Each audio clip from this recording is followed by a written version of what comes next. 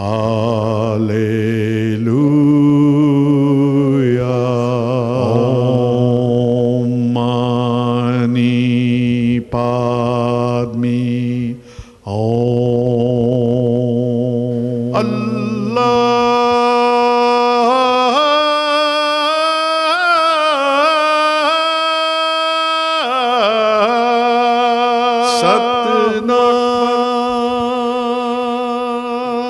Welcome. You're watching Harmony and Diversity. And we're speaking again today with Fr John Dupuche. And we're going to speak about the joint journey to Jerusalem, which has been quite an exceptional success. Thanks for coming back, Father. Pleasure. The joint journey to Jerusalem. Where did it start? How did this happen? Well, some years ago, perhaps 7-8 years ago now, the Turkish Muslim group, which is active in Melbourne, very active and still very active in Melbourne, organised a journey, interfaith journey to Istanbul, to Turkey. Okay. And about 24 of us went. They still have these visits every year. And so we visited very, very sacred sites in Turkey, and it was very interesting. That led on then to the obvious idea of having a journey to Istanbul and Rome. So 12 Muslims and 12 Christians, 12 Catholics to Istanbul, to the sacred sites, and then to Rome, to the sacred sites. That went very well. That was about 5 years ago, perhaps. And that led on very naturally to the next idea, which was to have a journey of Jews, Christians and Muslims to Jerusalem. So it was a natural flow through. And but people were saying it'll never happen. It can't happen. You know, it's just too difficult. No one's going to want to come, all that sort of thing. So it was put on the shelf, you might say, for a while. And then about 3 years ago, this rabbi comes from America, Rabbi Adam Stein, a young man, and he comes for an appointment here in Melbourne, and he invites me to some others to an interfaith event at his synagogue, and then a few months later to Rosh Hashanah celebration in the house of one of his members of his synagogue. Then he came to see me one day and said he wanted to be involved more in interfaith relations. So, of course, I dusted the thing off the shelf and said, what about this idea of going to Jerusalem, Christian Jews and Muslims? So he jumped at the idea. And then we thought, well, now we'll get Sheikh Riyad Galil, invite him, see whether he'd be interested. And he, of course, immediately said he would be. Right. So there were the three of us, the priests, the rabbi and the sheikh. Sounds like the start of a joke. Start of a joke. And we worked very well together. We wanted to keep it very simple because we didn't know whether we were a big fizzer, you know. Things was it begin with a bang, end with a whimper. That's right. So we didn't want to involve the Jewish Community Council, the Islamic Council of Victoria, the Victorian Council of Churches, all these Christians and Jews, all these different organisations, for fear that we might be embarrassing because no one just fizzles out. Yes.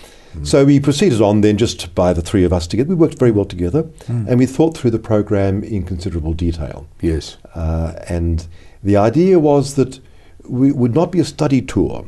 Right. It would be a joint journey. We didn't use the word pilgrimage because in English, that is for the Muslims, in English the word pilgrimage is reserved for the Hajj, to Mecca. Oh, okay. And this is part of the idea. We wanted to use language which was not a difficulty to anyone. Yeah. There was great care all the time, and this bore its fruit, great care all the time to use language, speak in a way that was acceptable and didn't bother people. The idea was then to visit the sacred places, right, but above all to meet each other, to meet each other, not on just ideas, but to meet each other and to really appreciate each other and to come close together in a profound way. Yes. So the process was started, and there were criteria. One of the criteria was that people should be willing to visit each other's sacred places. Yeah. Now this may seem ordinary, but it's not always so easy to move out of one's comfort zone and to go into places which may seem very strange. And then to read each other's texts. And this too Okay. might Yeah. seem to some people to go out of their comfort zone, Yeah. or to read texts which are forbidden, and so on. Mm. So there was a process then of being willing to enter into each other's mind Yeah. and heart and sacred place and tradition, their customs, their Right. outlook upon life. Right. So all that business.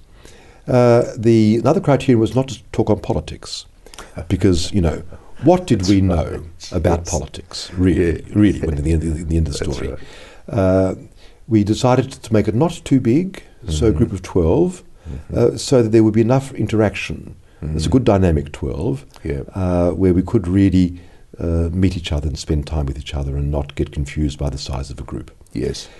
Another thing was that people had to be willing to share a room, for cost reason, obviously, but also for more than that, it was that we had to bed, you know, to be in the same room at night with someone of a different tradition. Right. Okay. And once again, to move out, you might say, into another zone yes. of another tradition, another view.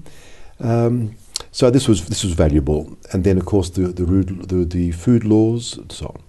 Yeah. So the whole series of criteria of that sort. Now we advertised it, and we were delighted with the response, because there were over 40 expressions of interest. We would have been happy with a few. Yes. We had over 40 expressions of interest, and interestingly, most of those were Muslim. Really? And then the people that actually did go ahead and apply and to give reasons why they should be considered, so they had to justify, you might say. And of the ones who actually applied, then the majority were Muslim also. So we were delighted by that response. Yes. So we started the process of organising the people. We did seek sponsorship because we didn't want it to be too expensive. Yeah, of course. The actual cost per person would have been 4,000, Right. and we thought that would be too much for many people to apply, Yes. to pay, and would exclude lots of people. So we got sponsorship, is that the right word? We got grants Yes, from different people, grants, Muslim, Jewish and Christian, Yeah. and that enabled us to drop the price down to 2,000. Right. So it was much more manageable. Still, Yeah. it's a lot of money for some people. That's For right. many people, it's a lot of money, but it was more manageable. Yeah. And talking about management, we're managing time here, so we'll go to a break. We'll be back in a moment. Mani Allah, Alleluia, Mani Allah. Welcome back. You're watching Harmony and Diversity, and we're speaking with Fr John Dupuche, and he's a participant and an originator of the joint journey to Jerusalem. Father, you gave us a very good introduction to the preparation for this. So now you're at the destination. How did it go from there? Well, can I speak about getting to the destination? Surely. Because that was an important part Was it? of the Right. experience. Okay. Because it was difficult. Was it? We arrived at Hong Kong airport, and the next leg was to go take El Al to Tel Aviv. But then the security is immense, as you can appreciate. Yes. And the Muslim members of our group were sort of questioned at length.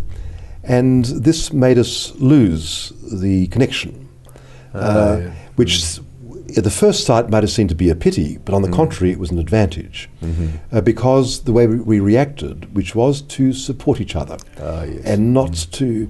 So this it created a bond, you might say, a stronger bond, because we helped each other in a difficult moment. Right. We had already met 3 times before, because this whole process of meeting and preparing as a group was important. But this actual event of having then to go through Istanbul and take a new flight and, you might say, lose some time, was in fact an advantage. Because we learnt then in the whole process to learn to support each other, and to accept each other, to understand each other. Because the process of understanding was very important We had texts that we studied together from our different traditions, because so often there's misconceptions of what one religion teaches. People have false ideas about what they teach. So to have some clarity about it. And so the process then was to very evenly have 2 days devoted to Judaism, 2 days to Christianity, and 2 days to Islam. Of course, separated one from the other. So Jewish day, Christian day, Muslim day, Jewish day, Christian day, Muslim day, like that. Right. And so the whole idea of equality. And so we visit each other's sacred places. I can remember going particularly to the Esplanade of the Mosques, the Dome of the Rock, and the Sheikh Imam teaching us about Islam in those most beautiful surroundings of the Dome of the Esplanade there. Or the Jewish guide taking us around, and Rabbi Stein explaining some essentials of the Jewish faith, and going to the synagogue service, and going to the synagogue to the Sabbath meal in families, and observing the parents bless their children. It was just so beautiful. Yes. And then, of course, go to the sacred sites. The question arose about praying together, because there's a big question about, can you pray together? Can Christians, Jews and Muslims pray together? We didn't resolve it completely by any means. It was a big topic. But when the Muslims were praying on the Friday in the Dome of the Rock, which non-Muslims cannot enter, that's fine, I have no problem with that, we were gathered on a terrace nearby, and we could see the Esplanade of the Mosques. And so we prayed with them, you might say, but from a distance. And then on another occasion, the lady, one of the participants, her relation passed away in her family, and she was obviously very distressed by that. And we prayed, we joined in prayer, and because we had formed bonds of friendship, strong bonds of friendship, we were able to join together to pray for her and her family back in Australia. Yes. And so from the common ground and the common purpose, we could pray together. And that was an important lesson for us, the whole question. Also, we dealt with the difficult texts, because there are difficult texts, that is, texts that have been used in our traditions to wound each other. There are deep wounds. That's right. And just scratch below the surface, and they're deep wounds. They're there, that's right. And they have to be faced. And so look at the texts which have been used to condemn each other, and they're definitely there in all three traditions. Absolutely. That was very valuable, to be open and clear and frank. And we were able to do that because we had formed bonds of friendship. We trusted each other. It was a massive thing. We trusted each other. We liked each other. Yes. And therefore we could look at the shadow, the dark side of the relationship without fear, because we knew that, okay, there's the bad part, but basically there's good between us. Yes, yes. And the question then arose, which we asked in Bethlehem, actually, in the shepherd's field of Bethlehem. We asked the question, how can we forgive each other? What is the process of forgiving each other? Yeah. It's one thing to say sorry. We must say sorry to each other. That's difficult enough. But to forgive each other, that is most important. And how can that be done? We didn't resolve the question, but at least we asked it. You asked it, and that was very, very valuable. So there was a process then, and then of handling these issues, visiting each other's sacred sites, trying to understand each other, going to Mass in the Holy Sepulchre, the Sabbath service, the events in the Dome of the Rock, and then, of course, the to handle the political situation. We didn't discuss it, but the former ambassador to Australia from Israel came to meet us at breakfast, after breakfast, and spoke to us, and spoke, as one would expect. Yes. The ambassadors presented his topics. And then we met with the president of the Palestinian University, an extraordinary man, Professor Sari Nusseibeh. And he spoke to us from, you might say, a Palestinian point of view. So we heard the different points of view. It was not for us to discuss or to judge or anything like that. Who are we to make any comments? That's right. But let's listen. Yes. And to try to understand. So there were valuable aspects there that we did. Yeah, so the crossover of ideas and concepts in the context, was that the powerful bit, to be in the context? To be in the context, this place sacred to three religions, profoundly sacred to three religions. The principal sites, principal sites to three religions are located in the one walled city. It's an incredible place. And I shouldn't have asked that question, Father, because we're coming to a break, so we'll pick that up. Right. We'll take a break now.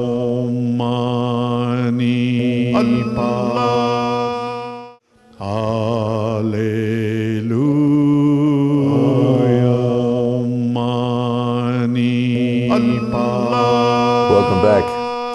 You're watching Harmony in Diversity, and we're speaking with Fr John Dupuche, and we're closing in on this joint journey to Jerusalem, the end part, the way the conversations took place there and what happened back here in Australia.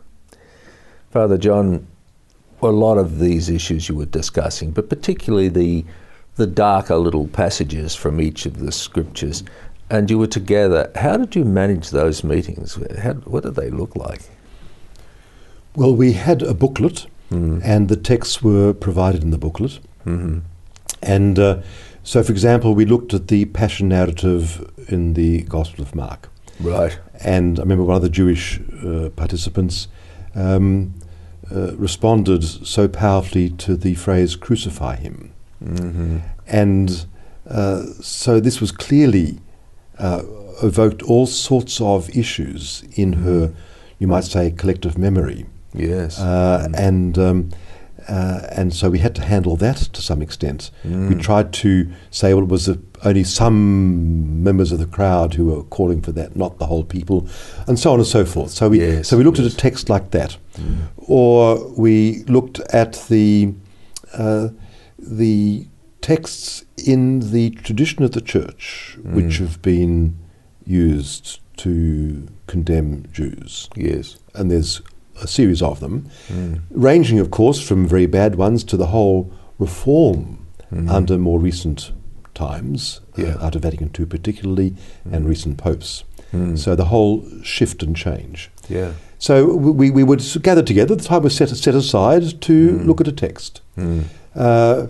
Then similarly for the Jewish text, there are Jewish texts that were used to condemn Christians, the Talmud and from the prayers of the synagogue and so on, and they were used as exclusion texts with all the consequences of that. Yeah. And so we looked at those, and the Jewish members were particularly, open to talking about that difficult side of things. Then we had the text there once again. We looked at them and tried to understand them. And then the Muslims presented some texts from the Quran, which we used in some negative texts. So we were really handling texts and being frank with them. But at the same time, and this is an important part, we didn't try to do too much in our journey. No. We visited the major sites, but not every site. You could spend years in Jerusalem and still not see everything. Right. So we wanted to go into depth, and therefore every evening we'd have an hour of debriefing. Okay. What did you experience? What did you think? What issues were raised during the course of the day, with Jewish Day, Muslim Day, Christian Day? What touched you? What did you like? That type of thing, all those aspects. And then also a period for debriefing, for briefing. So the next day then, we talked about what the next day was going to happen. The three wise men, or wise fools if you like, the leaders of the thing, we would meet every afternoon to see how things were going. And, okay. So that was the process then of looking at the texts, and they were valuable. Yes, that's so fraught, and yet you seem to have managed it very well to handle it. I think because we were friends and we knew we would not attack each other. Okay. We were perfectly safe. Yep. And so we could be frank. Yeah. So safety's the issue, isn't it? Safety's the issue. Yeah. Okay, so we're back in Australia. How did it go? What did you bring back? What did you think you brought back? I think we brought back a way for people to relate. which is friendliness and frankness, the Right. two together. To be friends and to be frank, to be open. No masks, no concealments, no. And I think this is a model for the way for people of different traditions to relate together, especially Jewish, Christian, Muslim, where the history has been so, well, lacking. Yes. And I think in the modern political context, I think that is the way to go. I mean, the modern political context is extremely complex, but I Yes. think an essential part of it is to relate in the way that perhaps we had related. So I think we come back with a message for others. Whether other groups might like to do the journey, a similar sort of journey, I think would be necessary to do it in something of the same outlook and purpose. Right. Different, of course, in many ways, but basically wishing to understand, to draw close, and to meet each other. Was there one criteria which you was stand out for all the people who were on that tour? There was one issue which they had this common ground, a powerful willingness or understanding or determination. What was it? Well, I think I can remember particularly on the bus back from Bethlehem, after having discussed the question of forgiveness, there was a vitality, an effervescence in the group, which I found particularly true. And that stands out for me as being a particular value. So we could understood how we could be close to each other, although we are, in a sense, poles apart. Yes. And does that answer the question? Yes, it does. It leads over into your experience. What does this carry over into your interfaith activities? Because you're still involved in that for the Catholic Church. Well, I would like to see that same type of. I hope to organise an interfaith journey to India next year. So yes, a Hindu yes, Christian or that's Hindu right. Catholic journey. That'd be powerful. And so to handle that, there'll be a completely different style and Yes, character and absolutely. meeting points. I suppose to do more of same in a way. We want the whole question of studying texts together. Yes. Is very valuable. Studying text can become purely intellectual, and that's not ultimately what is valuable. No. But to understand the text of a person as being deep within them. And I can't read the Quran now any more longer without thinking and interpreting it in the light of the Muslim participants of the journey. Absolutely. They are the interpreters. And the journey for us in this interview is coming to a close, Father. And I'd really like to thank you for taking us into this fascinating interface between Muslims, Christians, Jews, Christians, and Muslims is the order that we put it in. And we would be great to be able to talk some later time. I'd be very happy to do so. Yes. Thank you very much. You've been watching Harmony and Diversity. We'll be back next week. Bye for now. Baha'u'llah,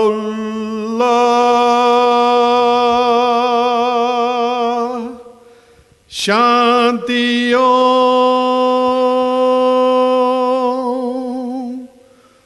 Allahu